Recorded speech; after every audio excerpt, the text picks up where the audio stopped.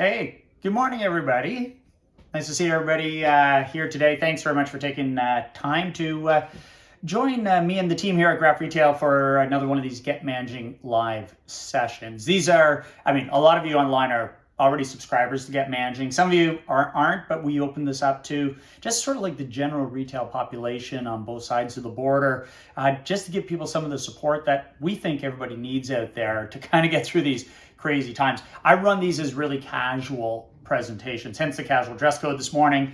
If you've been in any of my workshops, which, oh my God, I miss seeing you people face to face in the classroom, they're like a little more structured and we like go. I just want to share with you very concrete strategies of how we can actually get more done, how we can be more successful, how we can run the stores right, how we can coach people better, how we can get better productivity out of them. Today's topic, motivating and engaging your team. I really love this topic. It's a very tactical topic. People tend to think about motivation and engagement as kind of raw kind of events.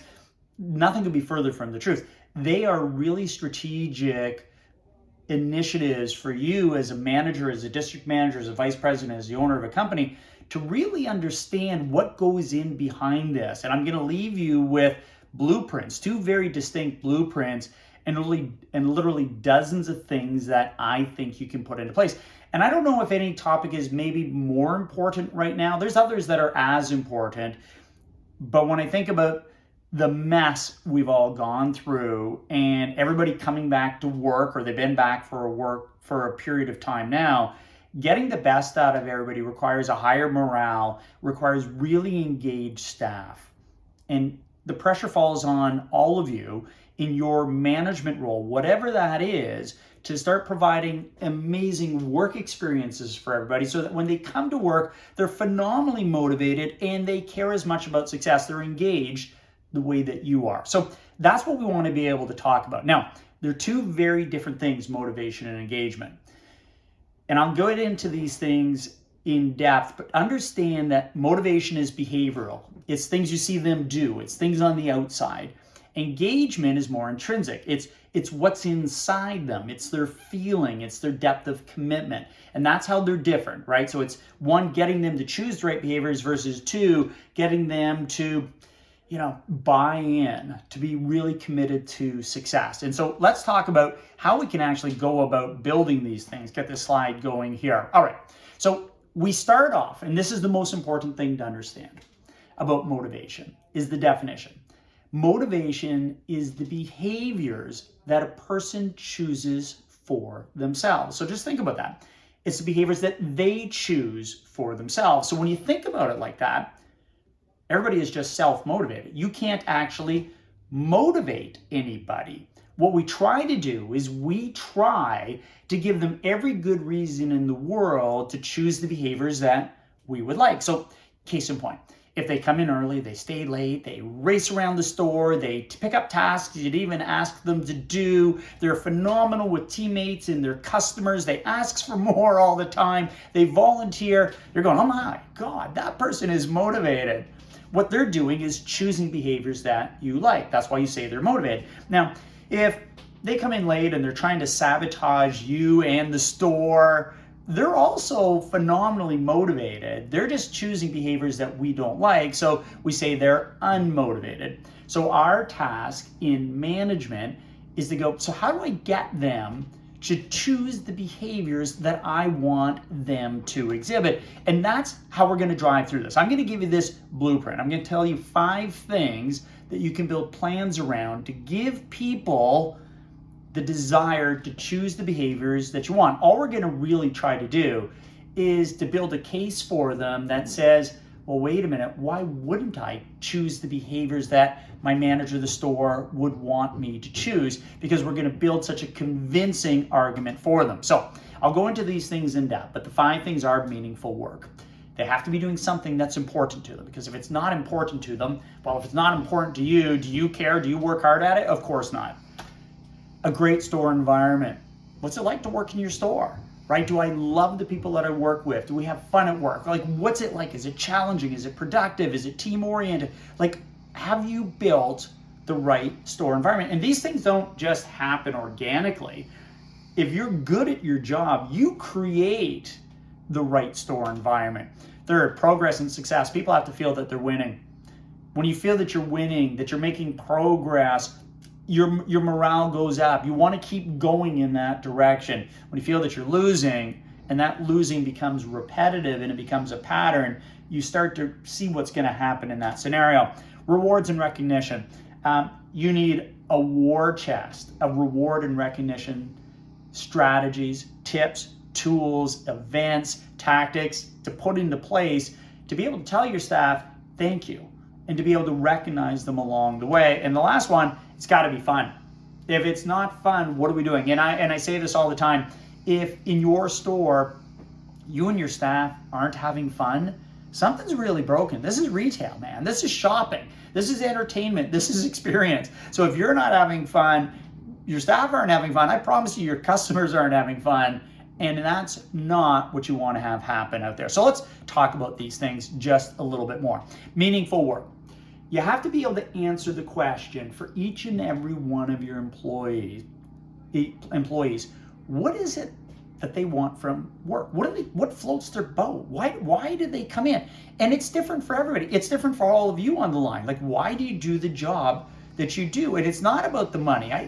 Money's important, but man, oh man, if this pandemic taught us one thing, it's that, yeah, money's not the most important thing. There's a whole bunch of other things that are really, really important. And if you don't know why your staff come to work, what floats their boat, what's most important for them, you need to take that time to go and have those conversations with them to get to know them a little bit better. Because let's say they really loved working in the store because they get to work around a lot of other like-minded people. They love the people that they work with. But then you keep scheduling them on Tuesday mornings and there's nobody in the store. They're opening it by themselves. I'm not saying you're not going to schedule them on a Tuesday morning. Just know that's not giving them the meaning that they want out of their work. So think about some of the things that might be on the list. The ability to work with other like-minded individuals, great relationships, learning, growth, development, the chance to work with customers. Some people just love being able to help customers find solutions to their needs, their wants, their problems. Work-life balance, right? Think about some of the people you've got out there, and this has become more and more important. When I started my company back in, oh my God, I don't even want to tell you how long ago, 1988, work-life balance wasn't a thing, right? We just gave you your schedule. We gave you switch shifts. We put you on call. We did all sorts of nasty things because it didn't matter at that stage. Now it really matters. People want work-life balance.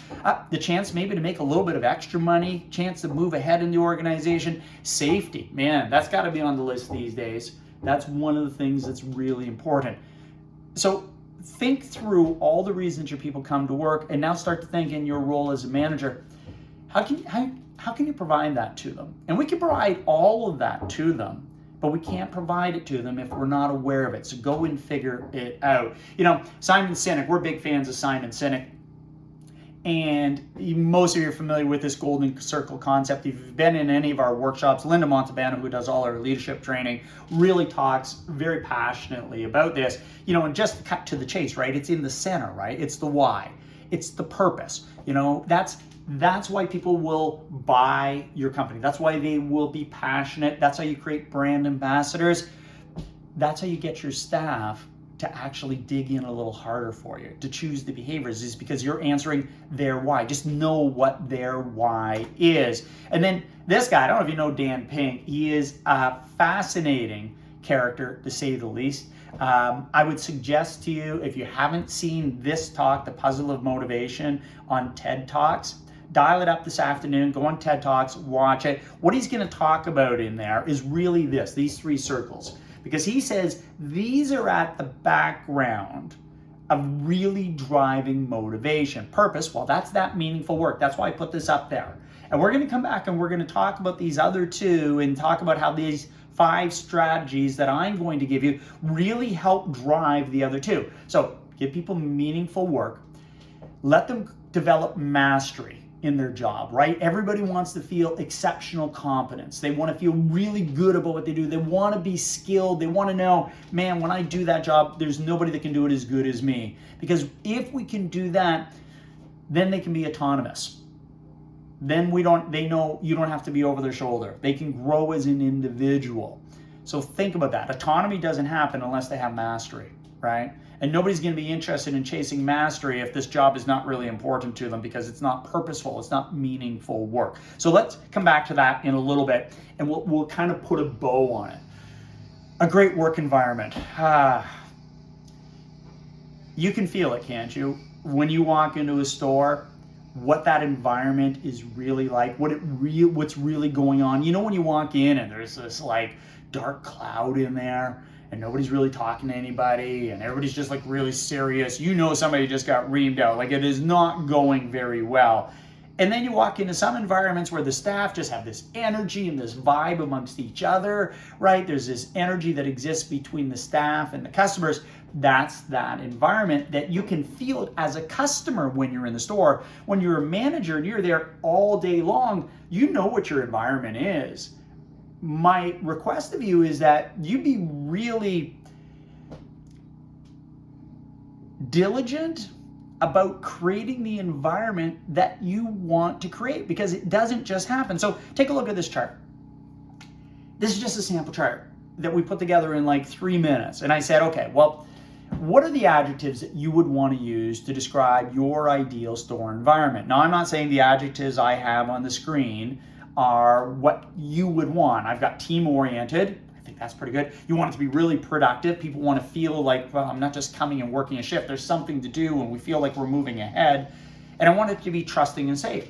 Well, I can now create plans around that. So if I want it to be team-oriented, what would I do? Well, I'd have more team-based goals and rewards. I'd have daily huddles with the team. If you're not doing those, you're missing the boat out there. I'd have team social outings. Tasks, where possible, I would assign it to 2 or more people. If I wanted to be productive, man, really clear goals that I'm going to talk about all day long. Constant communication to everybody throughout the day of what the results are, not just at the end of the day, right? It's like throughout the day. It's kind of like, you know, like in a sporting event, you know what the score is as you're going along. You don't get to the end and go, so how did we do? Did we win or did we lose, right? Constant communication of how it's going out there. Lots of action planning, rewarding success, and it goes on and on. So what I would challenge you with is to be able to go, yeah, so what are all of these things that I could do? And actually, now that everybody's on the line, let me just see for a second. I'm going to upload for you guys a couple of files. So bear with me for a second. I'm going to get these onto your screen so that you guys can then download them. So it's just going to take me a second. If I don't wait for everybody to get on the line, then it doesn't work very well. So bear with me, I just got to find where I'm going. All right, so you're going to need this one. I'm going to open that one up for you. All right, and now I'm going to give you guys another. You'll need that one in a little while, so bear with me for a second. And then the other one that I want you to have is this one right here. Okay, so those are in your chat box. If you can't find them, if you open up chat, you'll see there are 2 PDF files that I put there. One's called Motivation Worksheets. That'll give you like some structured documents that you can use to kind of follow along what I'm talking about right here. But when you get back and off of this webinar, you can actually use them to create what your action plans are. The engagement assessment form, we'll get to that one a little later on so that you guys will know what that is. Okay, so think about what we're trying to do here. I'm trying to give people good reasons to choose the behaviors that I want them to choose. We've talked about 2 things. I'm going to give you work that's really meaningful. And when you come to work, man, this is a great place to hang out, right? It's a perfect store environment for you. You love coming in here. It's not like, oh my God, I got to go to work. I hate going to that place. It's like, no, it's awesome when I get there. It's starting to sound like a pretty good case to have them choose the behaviors that we want, but let's keep building to this thing. Progress and success. People want to win. And it's been really hard to find winning, hasn't it, out there? Like, if you've been able to run your stores in this silly pandemic period, but you've had restrictions on how many people can come in the store, you know what that's like, right? Traffic counts are down. They're down dramatically in the store. Trying to hit the old sales targets, forget it. Like, it's just so frustrating.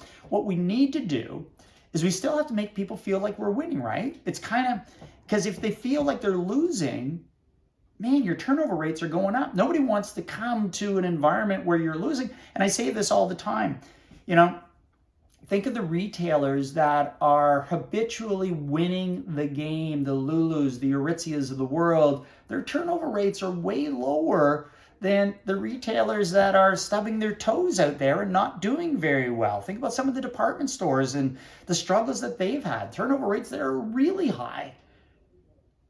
Give your chance to feel that they're winning. So how do you do that? Well, we start thinking about the game within the game. We might not be able to hit the big sales number up here, but you know what? We got quality of sale metrics. We got average sale. We got basket size, items for sale. We have conversion rates, right? Really important metrics so that we measure those. Unit of sales, right? So how many of this actual item did we sell, right? It came in, it's new, it's on promo. Let's see if we can't sell 25 of those today. Who knows what it is? Completion of training, near and dear to my heart, right? Are they learning more? How did they do on their assessments? Execution of in-store initiatives. The store look better now. Did we re-merchandise? Did we clean up the back room? Did we clean up the cash desk area? Like, what do we do? And of course, customer feedback. Always find the opportunities to share with your staff that, yeah, while it might not be perfect out there, we might not be winning everything, there is stuff that we're winning. And when you came to work today in this amazing store environment where you did meaningful work, you made some progress. And we're going to take the time to recognize that progress as we go along. Then we get to reward and recognition. That's literally the cover of a book that's available out there. I'm not advocating that you rush out and buy it. I have it on the bookcase over here. 1,001 Ways to Reward Employees. I say this to people. We run our stores when we're allowed to open 360 days a year, something like that. You need this like chest full of ideas of what you're going to do with your staff to reward and recognize them. You want to constantly, for lack of a better word, be saying thanks to your staff. I mean, saying thanks gets you a very long way, but you got to have a lot of things that you can do with your people. And it doesn't take long. Like, in that book, I bought that book years ago. I went through it, the vast majority of the ideas, I was like, okay, I don't think we can put that into place with our clients. But there was probably 50 really good ideas in that book that we were able to look at and go, you know what, that's a really good idea. How about we take that out there and we put that into place in some of our clients, or share it with some people out there. You've got all sorts of possibilities that you can put into place as well. Right? So look for all those opportunities and build your war chest. And then you get to this fun one. I mean, fun is fun, right? If you're in my social circle, you would know there's nothing more important to me than laughing, right? There's nothing more important to me than laughing. I like making other people laugh. I love it when they make me laugh. My circle of friends are some of the funniest people I've ever met. I think that's why I picked them as my friends, right? Retail, as I said earlier, it's supposed to be fun. So could we please just make it fun for your staff out there, right? Give people permission to laugh. Give them permission to joke around with each other, with their customers. Start to think about some of the things that you can do. One of the things that I say all the time when we talk about contests, I always say, if I ever had to go back and run a store again, I'd have a contest running every week in the store. Like every week I'd have a contest in the store. People go, that's a lot of contests. And I go, okay, well, wait a minute. What happens when you run contests in your store? Well, performance normally picks up. We normally get people moving in the right direction. I go, great, why don't you do it every week? Right? So, because all of a sudden we run them like 3 or 4 times a year and people go, that worked really well. Let's set it aside. And I go, well, no, it'd be a lot more fun if I had something going on. And look, it doesn't have to be complicated to be able to do. Here's what I tell everybody. I say, I always say, get out like a calendar, like even 3-month calendar. Come up with 12 contest ideas. Now, what are your contest ideas going to be on? Well, some of them are going to be individual contests. Some of them are going to be team-based contests. Some are going to be on items for sale. Some are going to be on average basket. Some are going to be on loyalty sign-up. Some are going to be on, depending on the business, on margin. Like, just pick it, right? And you just start working some ideas.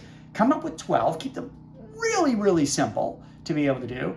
When you get to the end of the 12, if you don't have any others, just go back to the beginning because it's been 3 months since you ran that contest and now you're running contests again. And start asking your staff, what are some of their ideas for contests? And I tell you this, the payouts don't really matter, right? Yeah, you got to have something to pay out. It's the opportunity to compete, to be able to have some fun. You know, for our Get Managing subscribers on the line, there's this it's in this module on motivating and engaging. There's an extra little handout for you with some selling games in there. Use them, right? They're fun. Some of them have been around forever, like Pass the Buck. It's still the best game ever created for a retail environment that's fun and gets people exhibiting the right sales behaviors along the way. You know, and when I talk about contests, there's rules for contests. The shorter the contest, the better. Everybody's got ADD out there. So these ones that are designed to run for a month or a quarter or a year, I'm like, oh my God. You know, I'm not saying you can't do it, but you better have all sorts of mini measures and rewards along the way if you're going to be able to do these long-term ones. You got to report on results constantly. Everybody has to have a chance to win. So case in point, if you're going to run a contest, and let's say it's a monthly contest based on results of some sort, and the payout or the recognition, the winner of the contest is based on their month-end results. I don't have a problem with that, but there is a problem in that if I'm running a store and we really suck for the first week or two, well, we're out. We don't stand a chance of winning that contest, so we just quit trying at that stage, right? So if you're going to run a monthly contest, say, yeah, okay, the big payouts for the month, but there's interim payouts for week 1, week 2, week 3, week 4, because now nobody's ever out of it. Everybody still has a chance to be able to win. The same as if you're going to have a contest in your store, it's got to be fair for both part-timers and full-timers in there. Keep them simple. If I look at some and they're like, oh my God, I don't even understand how they work. Simpler works better. And the rewards have to be meaningful, right? Like the best payout contest, the payouts out of the till at the end of the day. It's not like, well, head office will award you some points and they'll maybe show up in there in, 3 weeks time. It's like, really? Like things move like this right now, right? People want stuff right away. Let's get moving on those. So look, 5 principles for motivation. Simple, clean, easy things to be able to do. And all we're trying to do, get them to choose the behaviors that we want them to choose. If I gave them that meaningful work, if coming to work was an amazing place to be, if they felt like they were winning, I was always being rewarded and recognized, and I'm having a boatload of fun here, who's not going to choose the behaviors that you want them to choose? That's motivation. That's the quickest walkthrough I think I've ever done on motivation because it's a big, big topic. But let me bring you back to this for a minute, right? Think about what we've created in that, right? Because I'm a bit of a Dan Pink fan. I love what his stuff talks about out there.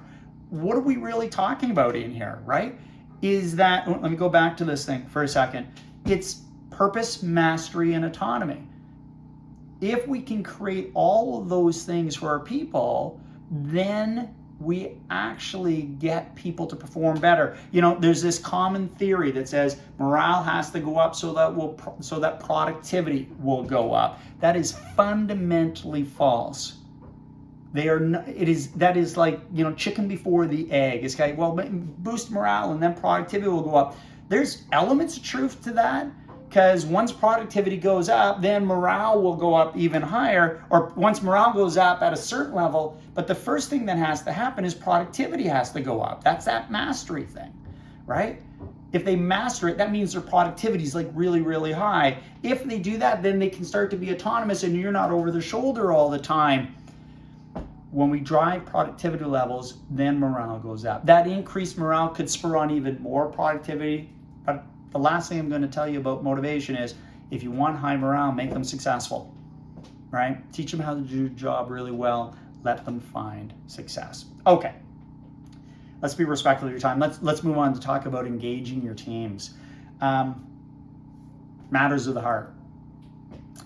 Do your staff care as much about success as we hope that you do, right? Are they as committed to finding success as you are, right? It's that thing. It's, do we own their hearts? Do we own their minds? What we're trying to do, and I love this. Somebody said, it's unlocking discretionary potential, right? Unlocking discretionary effort, right? They know they're going to have to come in, right? And work. But you all know they could work way harder, way higher, at way higher levels if they chose to, right? So how do we unlock that for them? Let's talk about some of the cold hard facts about engagement. You've seen all these things out there. Highly engaged staff, up to 480% more committed to building mutual success, 370% more likely to recommend your company. And all you have to do is think about it. Employees that are not engaged, the ones that are disengaged, you know they're not committed to success, and you know they're not recommending your company. So these, they're skewed percentages is what I'm trying to tell you. It's not hard to show a big number. It's because the people that are disengaged, well, of course they're not doing any of those things. 7 out of 10 employees are disengaged or actively disengaged. Now think about that for a moment. Think about the people that are working for you. And I hope that number doesn't apply to your store, to your company. This goes across the board, all industries. Employees tend to be very disengaged. Doesn't mean they're active. Actively disengaged means they're trying to sink your boat, right? Like they're going to try to put you down. But even just disengaged means they're just coming in. They're just working their shift, right? I see it in stores all the time. You see it in stores all the time. You go in and you look at the staff and you're just like, oh my God, they would rather be anywhere but here today. And they just wear that out on their sleeve. They're doing their job. They're checking you out. They want to pick this up for you over there, but they're not engaged in the process. And then the next person comes along who's fully engaged, and the whole shopping experience transforms into this miraculous thing. That's what engagement can deliver for you. And it's possible for you to be able to create it. And I love the staff. 35% of staff would give up a raise to see their boss fired. Hopefully that's not you, right? All right, so let me share with you a couple of studies on this thing. So I've used this slide forever in our presentations. I think there's great merit to it. Sorry, I just want to check a little chat thing here. Yeah, Jim, it is a really great book. You've been using it for years. Some things never get old, right? Just like me. Think about things that don't get old. Everybody see that book there? Right? How to Win Friends and Influence People. I had a client the other day say they just bought this for all their managers, and could I please reference it in the training that I'm doing? This book was written in 1936, and it's just as relevant today as it was back in 1936. So what is employee engagement? The extent to which the employers captured the hearts and the minds of their employees. You can just feel it, right? It's that hug. And it talks about the 3 S's. Say, stay, and strive. If they're saying good things about you and the organization, they are probably engaged. If they're saying bad things about you and the organization, they're probably disengaged. If they want to stay, they want to come into work today, they're probably engaged, but they don't want to stay. They got one foot out the door, they're probably disengaged. And if they're striving to succeed, they're probably engaged. But if they could care less about success, they're just here for a paycheck, they're probably disengaged. It's as simple as that. So you start thinking about this with your staff. And there is this, oh, why is that on there? Oh, let me go to there. There was a study done, Hewitt and Associates does this, and you've seen these things, best employer, best workforces. This is one of those studies. This one is from a couple years ago, but I think it's really interesting. I think it's probably still true today.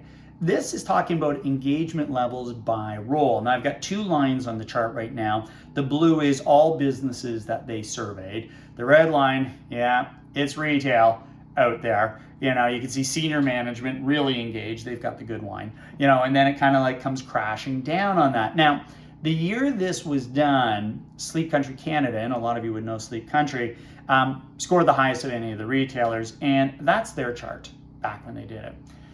Yeah, you can see it's like way higher than where retail is and actually most businesses are. But the thing that I really like about this is the difference between senior management and frontline is really narrow. We don't get this big drop down. Then we took a look at it by generations, right? And, you see this thing, right? It's, you got the, traditionalists, the matures over on the, what would it be on yours? Yeah, it's still on the left-hand side of your screen up there. We got the various boomers on there. And then it starts to drop down through Gen X, Gen Y, Gen Z's coming into the workforce out there right now. We've all talked about this. That's Sleep Country over there. So the question is, what do they know that you don't know? And all I'm going to tell you, because I know the organization, it's not that we've done any work over there, but I know some people there. they just really invest in their staff from beginning to end, right? So they don't know what you don't know. They just go deep on it. So, hiring, it can be as many as 6 interviews to be able to get a job. The onboarding process is 6 weeks. It's not 6 days, it's not 6 hours, it's not 6 minutes. It's 6 weeks. So by the time the employee finally hits the floor, man, their confidence level is up to here, right? They feel loved and cared for, nurtured, they know what to do. They expect success because they've been taught how to be successful out there, right? You don't get something back from your employees if you don't put something into them.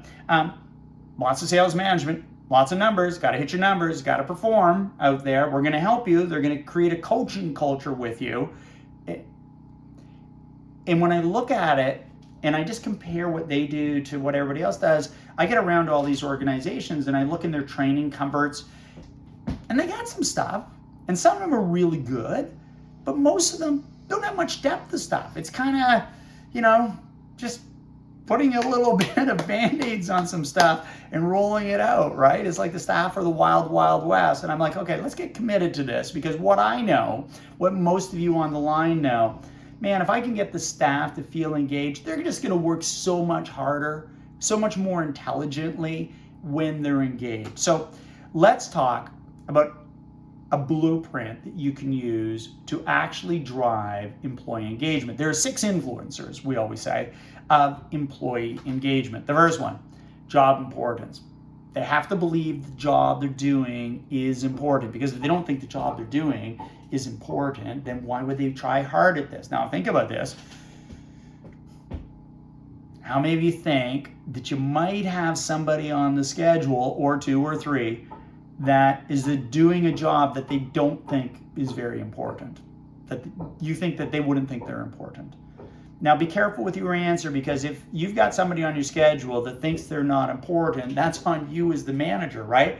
Because it's up to you to convey to them they're critically important. The person who comes in and sweeps the floors at the end of the day, critically important. The person who's organizing your stockroom, you know how important these people are, right? The part-time cashier who's just hired to help, do bagging on the weekends, right? To help facilitate the checkout process. How critical are they? Make sure they know how important they are.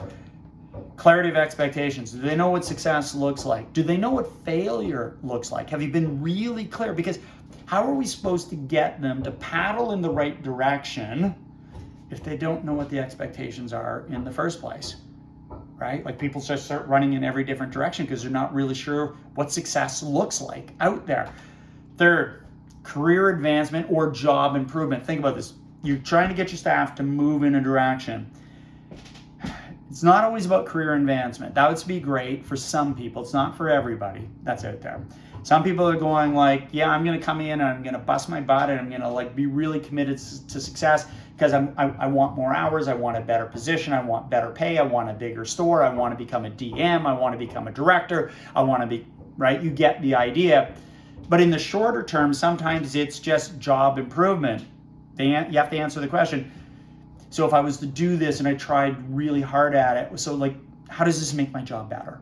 When you're asking them, so I need you to spend the day in the back room, everybody's favorite thing to do, and get it all organized. Okay, well, if you're going to get them to be engaged in that process, how is that going to make their job better? Maybe not in the moment, but maybe it is tomorrow, the day after, the day after. Fourth, regular feedback. We're going to get to performance coaching in one of these Get Managing Live sessions where we'll talk about feedback in a very big way. And in there, you'll discover, if you don't understand already, is that if you don't give your people ongoing feedback, you're going to lose these people. People need more feedback. If I don't know that what I'm doing is either good, average, poor, or outstanding, what am I supposed to repeat? What am I supposed to improve upon? Right? People need this ongoing feedback. If you don't give it to them, and especially with the Gen Zs, the Gen Ys that are out there, you're going to lose them. Your turnover rate's going to skyrocket on you. Quality of relationships. If you like the people you're working with, you're probably going to be pretty engaged, right? If you don't like who you're working with, you don't even want to come into work today. The thing is, as the manager of a store, You're responsible for all the relationships that are happening in your store. It's up to you to get people to find some common ground to be able to work productively together. And if you as a manager have a broken relationship with somebody on your schedule, I say this to people all the time, you need to fix that relationship, and you need to fix it really fast, or one of you has to go. And I'm assuming you would like it not to be you. So get the relationship fixed, because can you coach somebody that you have a broken relationship with? No. How cooperative is the person that you have a broken relationship with? Not at all. Fix the relationships that exist in your store, and you'll fix the vast majority of compliance issues, because next month we'll talk about standards, and you'll really go a long way to building engagement. And then the last driver of employee engagement is, does this person actually fit the culture and values of our organization? Now, I got to look at who is going to be attending this program. The vast majority of you are not running weird and wacky cults in your business. There is one of you. No, I'm just kidding. We could probably put all of our company values on the wall behind me. If I just said, tell me what they are, and I stuck them all up there, there's going to be a lot of overlap on this stuff, right? Most of our mugs all kind of have the same sort of stuff on them. What I'm trying to say is that this is not going to be the biggest problem unless you've messed up in hiring. If you've done a good job at hiring, of really sorting through the people and really doing some values-based interviewing and making sure they understand what your company is all about, this won't normally be a problem. But if you've got somebody on the schedule that just isn't a real people person, and you've got them in a front-facing role, you probably have them in a wrong position, or they're at the wrong company, full stop. So let me give you some, let me go to here for a second. This is one of the forms that I put in the chat box that you're welcome to download. It looks exactly like this. And you don't have to do this activity right now, because I'm going to go through this with you. But basically what I would have you do on here is evaluate 5 team members. Now you see the rating column that's on the screen, A, B, or C. I would always tell you to pick 2 A's, those are your star performers. 1 B, that's your average performer, doing a pretty good job, not stealing too much. And 2 C's out there, people who tricked you in the interview, just not doing a really good job, just underperformers right now. So you would figure out who those 5 people are that match those ratings, and then you would just go across the columns with yes, no, or check marks and X's, and answer the question. So if I had, Sue in the top one and she was an A, does Sue feel the job is important? Yeah, absolutely, put a check mark. Does she have a clear sense of what's expected? Yeah, check mark, right? Believes there's a chance for advancement? No, put an X, right? If that's what it is. What you get to is sometimes it's going to look like this. And almost 100% of the times it'll look like this. The people that you rated as an A, it'll be all yeses going across the screen. The B's, you might have 1, maybe 2 no's. The C's, I promise you, when you get to C's, you're going to have lots of no's going across. So what's the value in this?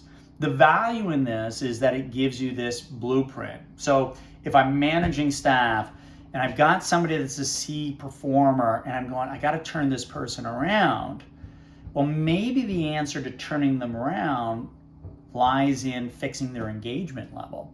So if I looked at this, I would go, yeah, Pat C doesn't think the job is important. Well, can you make them believe the job's important? Yeah, I know what I could do. Probably 5, 6 different things you could do, right? They don't really see career advancement or job improvement. Well, first off, is there an opportunity? If so, how do I communicate that to them? Can I provide more feedback? Absolutely, you can provide more feedback. Relationships are a little dusty. All right, I'm gonna have to work on that. But if you start to turn those no's into yeses, I'll almost guarantee you that Pat's performance turns around and turns around really fast. That's why these blueprints are so valuable. When I give you something like the 5 keys to motivation, it's so that you go back and you build motivation plans, but not from some ethereal, theoretical. It's like, no. We're going to build it around structure. And when I try to improve staff performance, if I believe it's an engagement level, now I have a blueprint to be able to work on. And if you take a look at just fast things that I threw together, what would I do if I wanted to make somebody feel the job is important? I'm going to tell them they're important, and I'm going to show them the bigger picture. I'm going to say thanks every day. and I'm going to treat them like gold, right? I'm going to make them feel better about themselves, not worse about themselves. Job clarity, right? Write down your expectations, be consistent, more coaching, correct any non-compliance issues immediately with these people. Career opportunities, job advancement, show them what the career path is. Gosh, in retail, is there any industry that's better for having a rapid career advancement path? There's nothing out there. I mean, you could start as a part-timer today, 2 months from now, you could be a full-timer. 3 months after that, you could be a key holder, for goodness sakes. Get to the end of the year, you might be an assistant manager in the store, right? Go back another year, you're a manager. Go forward 3 more years, you're a district manager.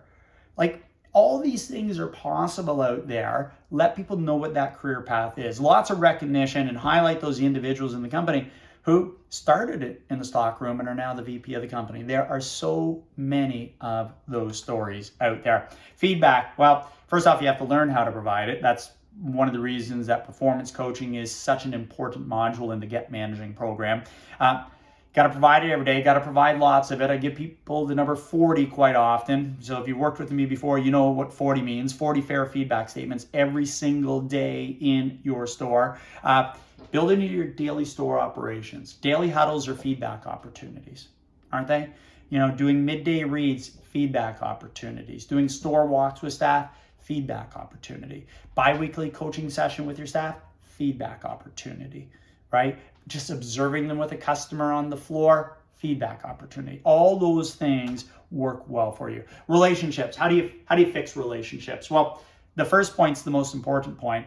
Relationships never get better unless you spend time with people. The more time you spend with them, the more likely it is you can fix the relationship. So if you have a broken relationship with somebody, don't do what most people do, and that's avoid scheduling yourself with that person because you've just blackballed them at that stage. Like, time, right? Like, real communication with these people will go a very long way. You're in the people development business, so that point shouldn't surprise you. Make them your priority. It's your number one priority, is building talent in your store, in your territory, in your company, right? That's the game out there. So when they're your priority and they feel that they are your priority, then and only then do you actually start to see some traction on relationship issues out there. And fitting the culture, again, if you got tricked into hiring, make sure you're doing a proper hiring process. Make sure you know what your core values are, that everybody understands what they are, and clarify them on an ongoing basis. There's no shortage of stuff that you can do to actually make this. Final word on engagement. In this new world, trust is going to be the number one issue that affects employee engagement. We've all had our trust broken. A lot of fear, a lot of anxiety out there. Your staff needs to know when they come to work that you've got their best interest at the top of the list. And I mean at the top of the list. Before your customers come your staff. Do they know that you've got their backs today and you'll have it tomorrow and the day after? Because there's situations that happen out there that are a little contentious, that are a little outside the lines. Where do you have your staff? And they need to know that you're going to look after them the way that you said you were going to look after them, right? Integrity becomes critical at this stage, because people are going to look at it and they see moments of integrity out there. You've lost them on the engagement side, and that's really important. All right, that was a fast 45 minutes. I always try to get through these things in 45 minutes for you guys. Hopefully you walked out of here with just a boatload of ideas, because there's no shortage of stuff for you guys to be able to put into place on these things. Last month when we ran it on, basically the 5 foundations, how to get better productivity out of your staff, my God, dozens of ideas in there. And same thing in here, give you 2 solid blueprints to be able to arm you when you go back, to be able to build the morale and the engagement of your staff. Next month, oh my God, bring a tissue. We're going to talk about achieving compliance on standards, right? It's a bit of I'm not going to lie to you, man. It's a bit of a tough conversation, the first 20 minutes of this thing. But we're going to give you a plan of action to ensure that your store runs the right way every single time. So with that, I can't thank you guys enough for spending this past 45 minutes with me. keep up the good fight out there. You guys are doing exceptionally well. Nice to see all the stores getting opened back up again. Stay well, stay happy, and stay healthy. Thanks, everybody. I'm Kevin Graff.